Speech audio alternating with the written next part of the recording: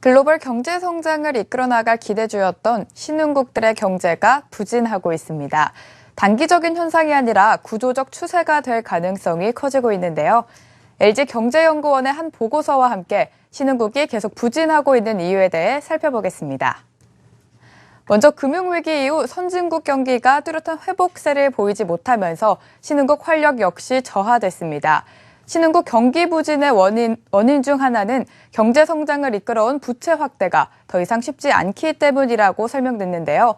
선진국들은 미국을 중심으로 부채 확대를 통해 소비를 늘리며 성장했습니다. 그래프로 한번 살펴보시죠. 선진국 수요 소비를 떠받쳤던 부채가 상승세를 보였지만 금융위기 이후 하락세를 보였습니다.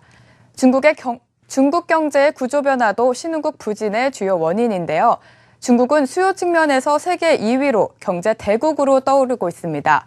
중국의 투자와 소비가 확대되면서 다른 신흥국들은 중국의 원자재와 중간재 등을 수출하며 성장의 과실을 나눌 수 있었는데요. 하지만 중국 성장률이 하락하면서 신흥국 수출품에 대한 수요도 줄어들었습니다. 이 그래프는 세계 경제 성장에서 각국이 기여하는 수준입니다.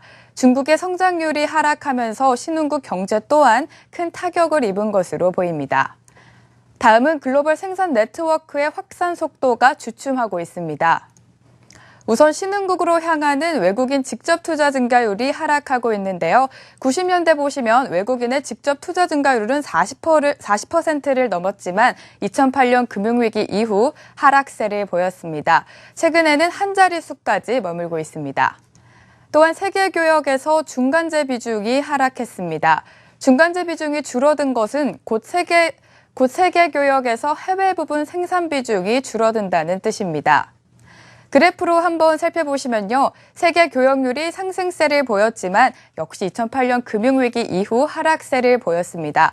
점차 회복세를 보였지만 결국은 세계 교역률도 감소세로 이어졌습니다. 그렇다면 앞으로 신흥국들은 어떤 방향으로 나아가야 할까요? 먼저 한국 경제가 내수 성장을 통해 수출 주도 성장의 한계를 극복해야 한다는 점인데요. 내수 성장에 대해 보다 적극적인 대응이 필요하다고 설명했습니다. 다음은 기업들의 대응 방식이 변해야 한다고 말했는데요. 중국 등 일본 거대 국가들의 경우 도시화가 진전되고 있어 핵심 소비 인구 계층이 커지고 있습니다. 기업들은 신흥시장의 성장 둔화를 인정하고 차별화된 전략이 필요하다고 설명하고 있습니다. 지금까지 신흥국 경기 부진에 대한 이유 살펴봤습니다.